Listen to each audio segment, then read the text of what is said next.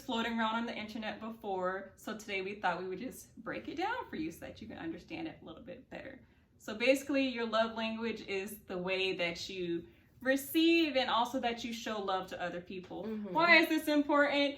Because you want to be able to get along in your relationships, not just romantically, but also with your friends and your family. Yes. So if I'm giving her love in a way that she doesn't receive it, we're both going to be frustrated, right? So that's why it's important to know what your love language is. Yes, absolutely. And just to kind of give a little bit more background in case you have never heard of the 5 languages before, it's based off of a book by the author Gary Chapman.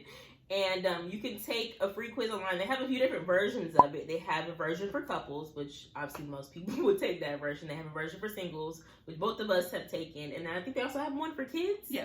Yes, they have a version for kids as well. So you can kind of go in. And the questions are very straightforward. You'll kind of be able to tell off the bat based off of the trends of which love language you'll have at the end. And like the scoring for it is a point system, so it ranks from your highest number to your lowest. So, with that said, do we want to start talking about love languages in general? Do you want us to share ours? What do you want to do? We'll kind of do a little bit of both, but...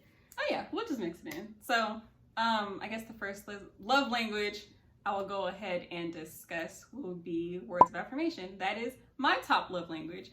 Words of affirmation is pretty much what it sounds like. This is where we receive love just by people, I would say kind of like talking kindly to us, like doing affirmatives, like, hey, you did a good job with that. Hey, you look nice today. That sort of thing. We take words very seriously, so we definitely enjoy having deep conversation, meaningful conversation. On the other hand, I guess it would be good to explain what's not good to do with people with this love language. So a way to not show somebody words of affirmation, of course, is to, I don't know, just kind of like give insults in a way or not be supportive, not listen to them when they're speaking. Those things are especially hard because we do take words so seriously. So just be mindful of that. But yeah, it's very easy. I think it's easy to please all the love languages. But I think for words, you know, once again, a nice text, a little sticky note.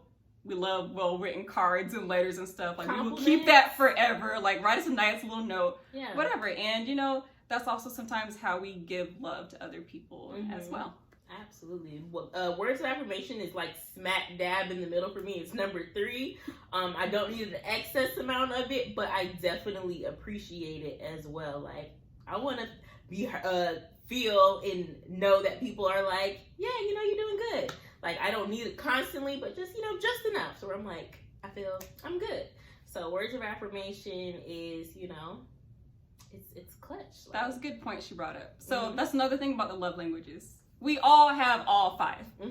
They're just ranked differently. Yeah. And they can also, I mean, they switch places as you go through life based on what your situation is. Like, that's why you should take this again when you're in a relationship or when you have children or maybe going through a different life transition, because they've shifted. I know mine have shifted over time, like the different years that I've taken them. So yeah, just be mindful. Like, yeah, hey, we all want words of affirmation. We all want quality time. We all want gifts, but the degree to which we need them will be different at different stages of our life.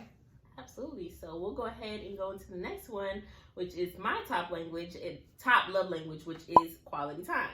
Actually, at one point it was acts of service, but we'll move on to that one in a bit. But quality time is next, and that is like verbatim what it is. It's, you know, spending quality time. Like, I feel loved the most when people go out of their way to spend time with me, and that's just how I feel loved. I'm like, oh, you want to spend time with me? Like, love me. So, Roomie, since that is your top love language, what are some things that you should not do if your friend or partner is quality time?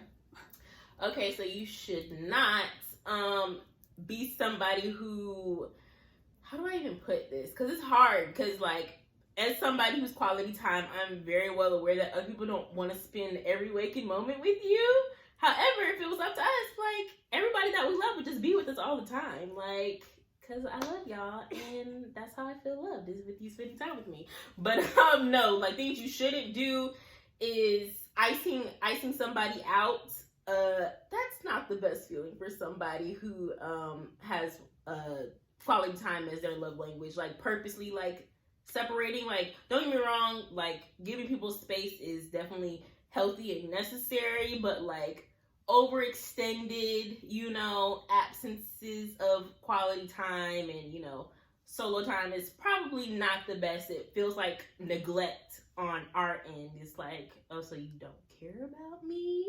And it's not necessarily true, but that's how it can feel when there's a lack of quality time. Like, what happened? Like, you don't love me no more, so don't ice us out. You can have some space, but come back at some point. Come back.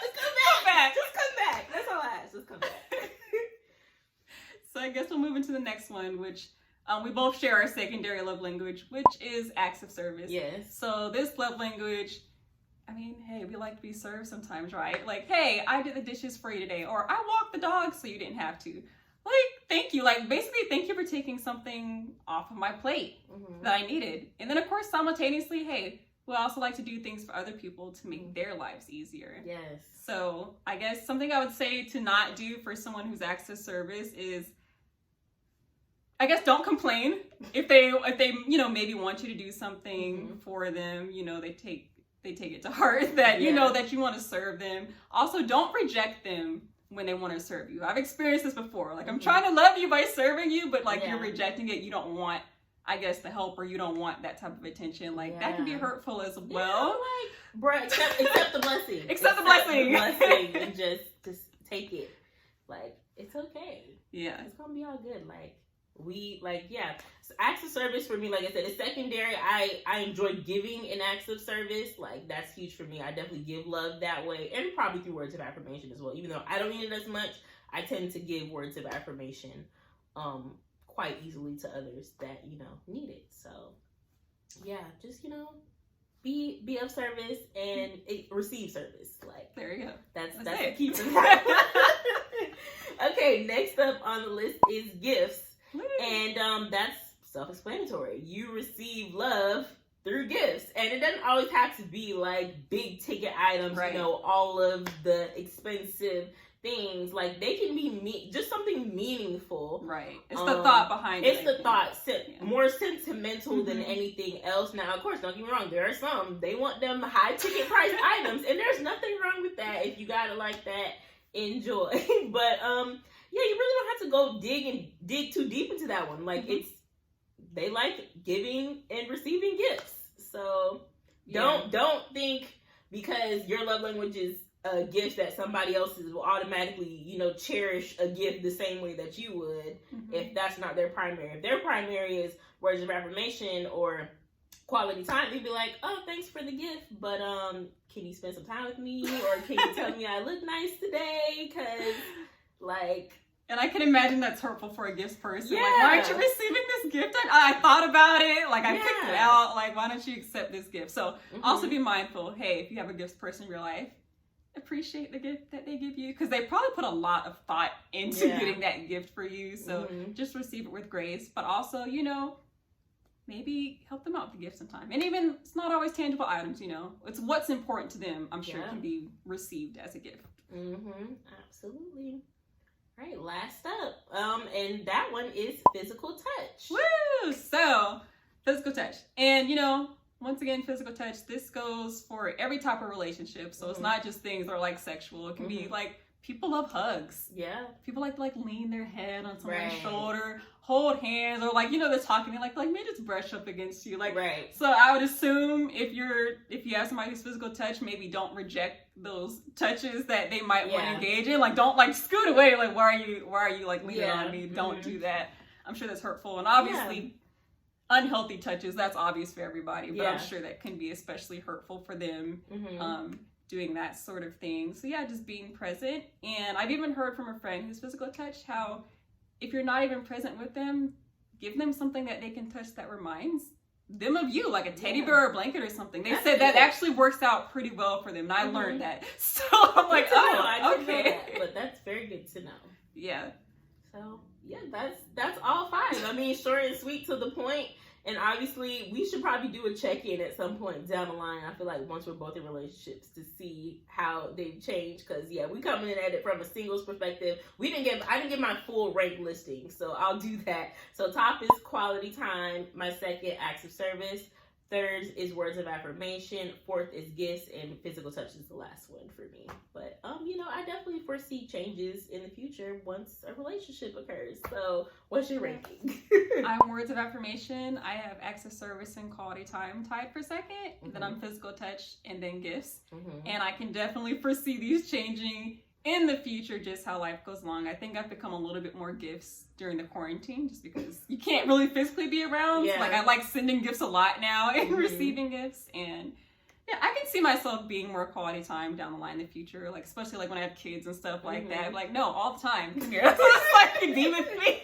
Yeah, so with that said, we hope you all enjoyed the video. Let us know what your love languages are, and if you haven't taken the quiz, then I'll find a link to it, and y'all take the quiz. Let us know what your primary love languages are, and how to serve your love language, because it's always good to learn. Absolutely. The purpose is to learn your partner or your friend. We want everybody to give and receive love the way they desire to, and everybody will it makes things so much better. It feels like you're not, just hitting a brick wall with people. Like, listen, I love you, and I'm intentionally going out of my way. Why won't you love me? to give love in a way that I know you'll gladly receive it. Right. So yeah. Oh, not just my shirt. You are loved. Shout out to my cousin. This is her t-shirt line, but hey, you are loved. There's a byline, but that's too small for me to read. But anyway, we hope y'all enjoyed this video. Please remember to like, comment, subscribe, do all of the things. Happy Love Month. It's still February. This is kind of why we chose to do this in February. Valentine's Day would have passed by this point, but nonetheless, it's helpful anytime. So we'll catch y'all in the next